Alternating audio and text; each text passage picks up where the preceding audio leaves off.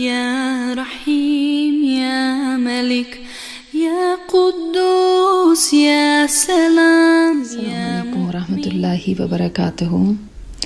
آج کے اس دور فتن میں ایک چیز جو تقریباً ہر خاندان میں دیکھنے میں آتی ہے وہ یہ کہ ایک دوسرے سے بولنا نہیں چاہتے، ایک دوسرے کا پتہ نہیں رکھتے.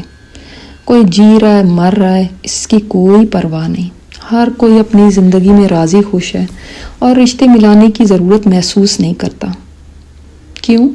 اس لیے کہ ان سے ہمیں کیا ملے گا، ہمیں کیا فائدہ ہے. ہم تو وہیں ملتے جلتے ہیں جہاں پہ ہمیں کوئی فائدہ نظر آتا ہے، جہاں پہ ہمیں کوئی انٹرسٹ ہوتا ہے، جہاں پہ ہمیں کوئی مزہ آتا ہے. اس میں کیا مزہ؟ رشتہ دار تو بور ہیں، یا رشتہ داروں نے تو ہمارے ساتھ یہ کیا وہ کیا.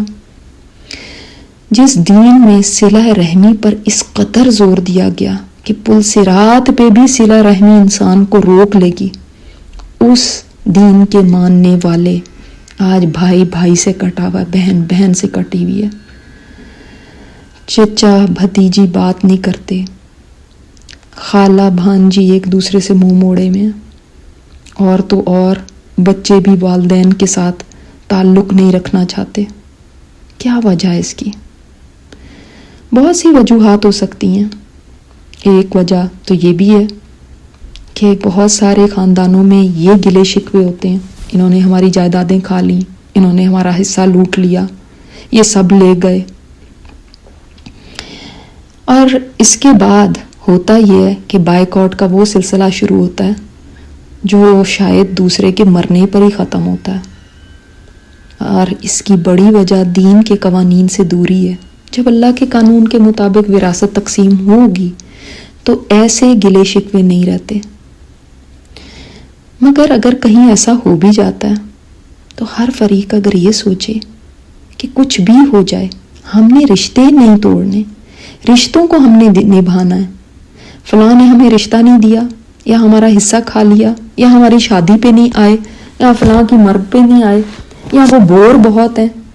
جتنی بھی ایسی شکایات ہیں، مگر ہر کوئی اگر یہ طے کر لے کہ جو بھی کچھ ہو جائے، کتنی بھی بڑی بات ہو جائے، وہ میرا کتنا ہی دل دکھانے والے ہوں، کتنی مجھ سے زیادتی کرنے والے ہوں، میں نے رشتہ نہیں توڑنا. ایسا نہیں ہے کہ کوئی بھی رشتہ دار پرفیکٹ ہوتے ہیں. بے شک ضرور ان کی طرف سے ہمیں تکلیفیں پہنچتی ہیں اور لوگوں کے گلے شکوے بجا ہو سکتے ہیں. مگر ایک بات اگر ذہن میں رہے تو یہ ساری پریشانی دور ہو جائے، اور وہ یہ ہے کہ ایک دن ہے نا فیصلے کا. پھر یہاں کیوں رشتے توڑ کے ہم کبیرہ گناہ کا ارتکاب کریں؟ ہم نے رشتے اس لیے نہیں نبھانے کہ ہمیں کچھ ملنا ہے ان سے، یا ہمارا کوئی فائدہ ہے، یا ہمارا کوئی انٹرسٹ ہے، بلکہ اس لیے نبھانی ہے کہ اللہ کے ہاں اس کی پوچھ ہونی ہے. اور قطع رحمی، رشتوں کو کٹ آف کرنا، یہ وہ گناہ ہے کہ حدیث میں آتا ہے دو وہ گناہ جن کی وجہ سے دنیا میں بھی اور آخرت میں بھی دونوں میں سزا ملتی ہے. ان میں ایک رشتہ داری کو توڑنا ہے، دوسرا ظلم ہے.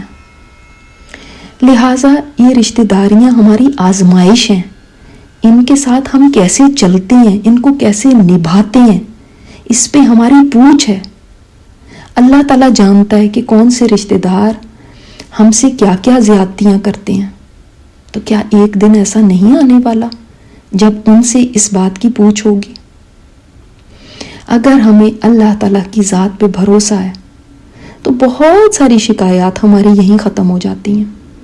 اگر یہ یقین ہے کہ اللہ کی ذات ہے جس نے میرا رزق لکھ رکھا ہے، تو میرا گلہ ہی ختم ہو گیا کہ فلاں نے میرا کھا لیا، فلاں نے ہمیں حصہ نہیں دیا. اگر میرا یہ یقین ہے کہ اللہ تعالیٰ ہے جو تعز من تشاء و تذل من تشاء ہے، تو اس نے مجھے کوئی بات کہہ بھی دی تو میری عزت میں فرق نہیں پڑ جاتا، کیونکہ عزت دینے والی میرے رب کی ذات ہے. اور اگر انہوں نے مجھ سے کوئی زیادتی کی، کوئی میرا حق مار لیا، تو ایک دن ہے نا جس پہ اس زیادتی کے بدلے میں ان کی نیکیاں مفت میں لے جاؤں گی. کیونکہ اس دن تو ایک ایک بول کا، ایک ایک حق کا سوال ہونا ہے.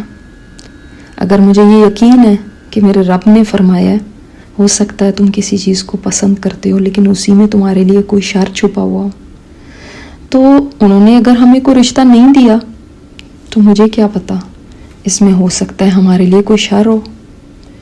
یاد رکھیے رشتے راستوں کی طرح ہوتے ہیں، راستوں پہ چلتے رہیں گے تو وہ راستے آباد رہتے ہیں، اور جب راستوں پہ چلنا چھوڑ دیں تو وہ راستے گم ہو جاتے ہیں۔